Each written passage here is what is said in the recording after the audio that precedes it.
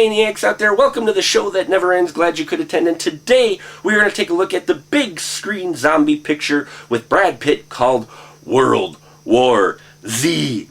Now, World War Z tells us the story of Jerry Lane, and well, he's an ex-UN investigator who's brought back into the UN investigation game when there's a zombie outbreak that threatens his family and the entire world. He gets his family safe, then he goes globetrotting looking for patient zero and a cure for this infection that's taking over the entire planet. World War Z. Now, I didn't read the book, okay? I'm not a big reader. Words, they burn! You know, for me, I didn't read the book yet, but I had heard very good things about the book.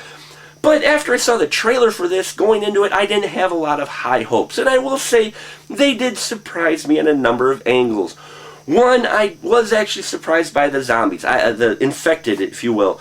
I really enjoyed how they set them up, the look and the makeup of them, the story and their behaviors and everything. I did enjoy that part. I thought that was, while we had seen similar things like that before in other zombie films, it surprised me that they put them in here. So there was a plus there. I did enjoy the zombies, even though when I saw the trailer and it was puking out zombies in the street, or it looked like it was just like a flood. In the context of the film, it worked better. Plus, you didn't have a whole lot of flood-looking zombies. They did actually look more like a horde on screen. There are a lot of tension-filled scenes, not like hugely on the edge of your seat, but I felt, you're kind of like, oh, what is going to happen? So, they built some tension scenes up there really well. I liked that bit. I liked the performance of Brad Pitt. He carries this film pretty much on his shoulders because it's mostly following just him, while we have our supporting cast coming up and doing their roles. No one's really given any depth or exploration at all, although there was one character at the very end, an Israeli soldier that joins him.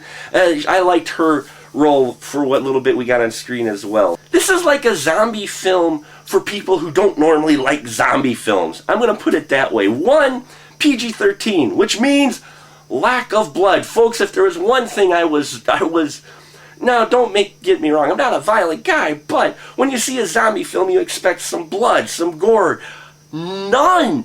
It was whitewash. I mean, I was like, I could use even some spatter here, some give me something, folks, but they don't. It was amazing how blood-free this massive zombie film was. You got these hordes of zombies munching and chewing people, and limbs being removed, and no blood. I mean, not even like implied blood, on the walls or whatnot. It was a very sanitary zombie film. So I wish they would have added a little bit of it. I mean, if Captain America can have a guy getting pureed by an airplane propeller, you could throw a little more blood in your zombie film. And then there's just some of the conclusions that Jerry Lane, Brad Pitt's character, comes to just out of the blue, right?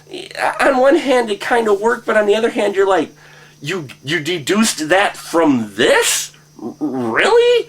I mean, so this film is like zombie light, okay? If you always wanted to see kind of a zombie film but don't like blood and gore but kind of like that tension, you can check out World War Z. Zombie films are not really about the zombies ever. They're the catalyst. They're the backdrop. They're the thing that motivates the people to do what they do. And so it's more of an exploration into people and their behavior and what they would do in such extreme events. And while we get glimpses of that in World War Z, it ends up getting forgotten or passed over or just jumped to next super action scene, okay? So if you're looking for an action film with zombies in it, World War Z is for you. If you're looking to see a zombie film that doesn't have much blood, there you go as well. For me, I was middle of road on this. I didn't hate it, but I don't think it's a film I'll be watching again anytime soon. I gave it 2.5 stubs.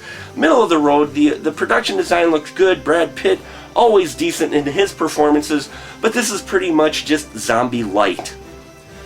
And that'll about do it for us here at The Final Cut. Till next time, keep the ticket stub.